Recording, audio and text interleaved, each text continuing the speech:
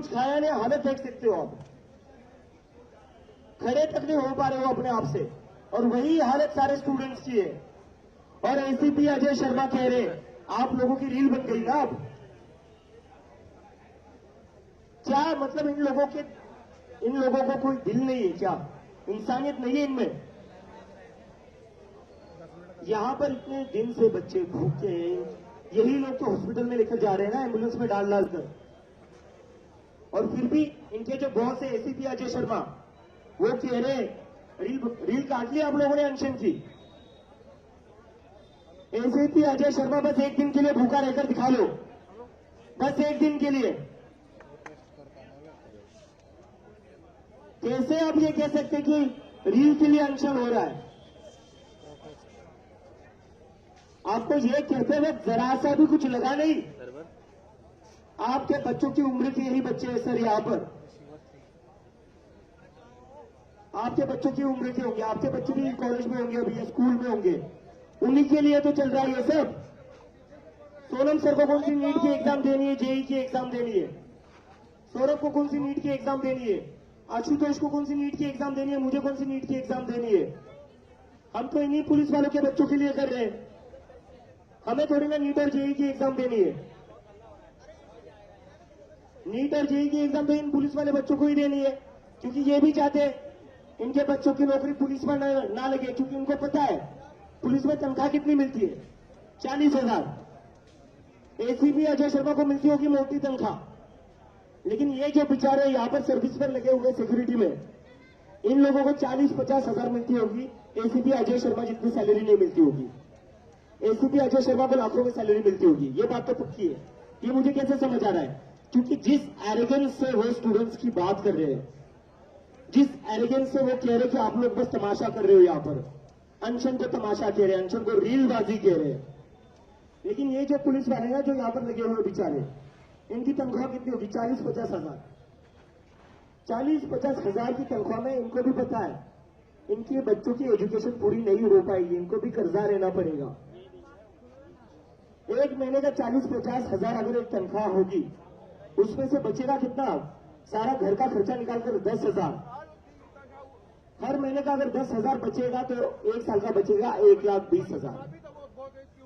अभी अगर आपको केजी में एडमिशन लेना है, फर्स्ट ग्रेड में एडमिशन लेना है, उसकी फीस ही 1 लाख है। कोई पुलिस वाला वो फीस अफोर्ड नहीं कर सकता, पैसा बचता ही नहीं उतना। और ये तो रही फर्स्ट ग्रेड की बात, जो भी पुलिस कांस्टेबल यहां पर है वो अफोर्ड नहीं कर सकते स्कूल की फीस साल का 1 लाख देना। और जब बच्चा जाएगा नीट जेई की एग्जाम देने, सीयूईटी की एग्जाम देने, उसके लिए ये जो पुलिस वाले हैं ना, इनको कर्जा लेना पड़ता है। एसीपी अजय शर्मा को कर्जा नहीं लेना पड़ेगा, लेकिन जो उनके टीम के निचले वाले बंदे हैं ना, उनको कर्जा लेना पड़ेगा। इसलिए ये लोग हमारा दर्द समझते हैं। इसलिए इनमें से किसी ने भी नहीं कहा कि रीलबाजी कर रहे हो, लेकिन एसीपी अजय शर्मा कहेंगे। तो एसीपी अजय शर्मा से कहना चाहते हैं, सर आपकी तनख्वाह मोटी होगी और शायद से, और मैं इसलिए कह रहा था कि पुलिस के खिलाफ कोई नारे नहीं लगाएगा, क्योंकि ये लोग, इनको खुद अपने बच्चों को कर्जा लेकर पढ़ाना पड़ेगा नीट और जेई के लिए। 10-10 लाख का कर्जा ले रहे हैं लोग नीट और जेई के लिए। जो ये पुलिस वाले बेचारे 40-50 हजार कमा रहे हो, कहां से अफोर्ड कर सकते इतना महंगा एजुकेशन? नहीं कर सकते ये लोग। तो इन्हीं के बच्चों के लिए लड़ रहे हम। और एसीपी अजय शर्मा कह रहे कि रील काट रहे हो आप लोग, रील काट रहे हो अनशन के नाम पर। तो मुझे बस इतना ही कहना है कि एसीपी अजय शर्मा, आपकी तनख्वाह होगी काफी अच्छी, लाखों में कमा रहे होंगे, और जिस तरह से आप ऊपर से ऑर्डर फॉलो कर रहे हो ना, तो मुझे तो पता होगा आप अमित शाह के फेवरेट ऑफिसर होंगे।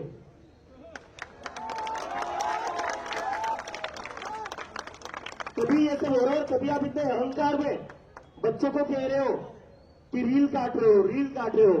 सोनम वांगचुक रील काटने के लिए अनशन पर बैठे हुए हैं, आप लोग यहाँ रील काटने के लिए आए हुए हो। ये जो बच्चे अनशन पर बैठे हैं, जिनको हॉस्पिटल में एडमिट तक करना पड़ा था, वो रील काटने के लिए हो रहा है। तो एसीपी अजय शर्मा से रिक्वेस्ट है, अगर हमारा अनशन एक दिन के लिए ज्वाइन कर लो, आपकी रील काटकर मैं अपने चैनल पर डाल दूंगा।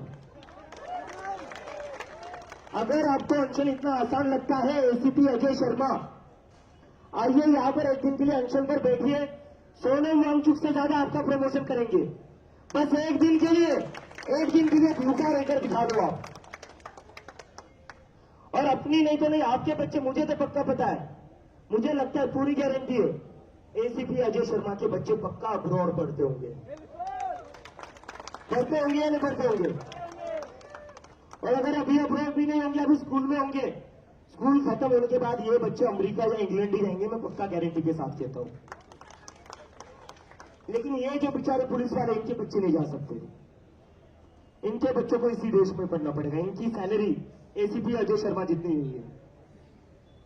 इनके ऊपर अमित शाह का हाथ नहीं है जैसे एसीपी अजय शर्मा के ऊपर होगा। तो इन बेचारों को तो यार हमारे जैसे धूप में मेहनत करनी है, बारिश में मेहनत करके खड़े रहना है, तो हम इनके बच्चों के लिए लड़ रहे हैं। तो मैं रिक्वेस्ट करता हूं दिल्ली पुलिस से, आपके लिए हमारे मन में बहुत इज्जत है। हमें पता है आप लोगों को कितनी तकलीफ होती है, हमें पता है आप भी आपके बच्चों के लिए कर्जा लेकर उनकी पढ़ाई करवा रहे हो।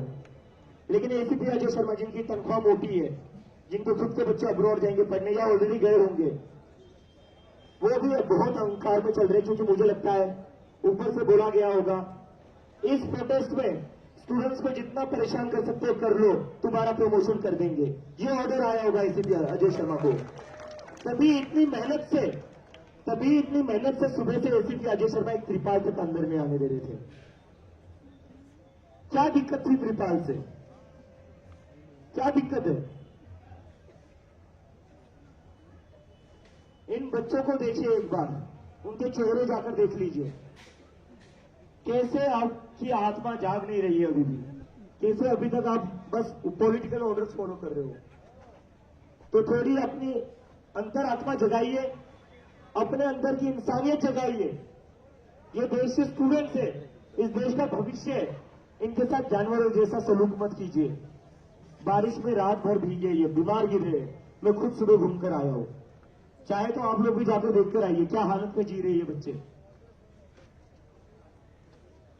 तो मेरी फिर से एसीपी अजय शर्मा से एक ही रिक्वेस्ट है, स्टेज पर आइए, एक दिन के लिए अनशन पर बैठिए, आपकी रीले काटकर हम चलवा देंगे।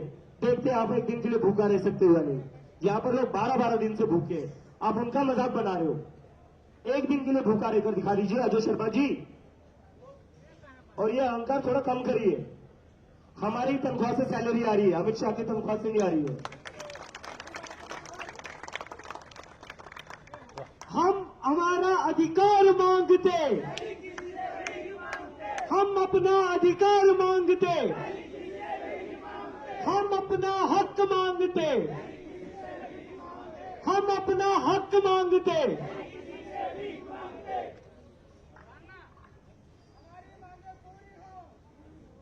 पूरी तो होंगी, टेंट तो लगेगा आज, कुछ भी हो जाए।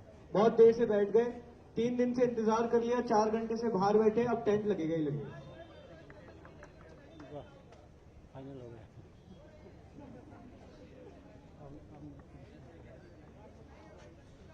डॉक्टर रजत प्रताप, एडोल्फ आइकमैन की स्टोरी कितने लोगों ने सुनी है?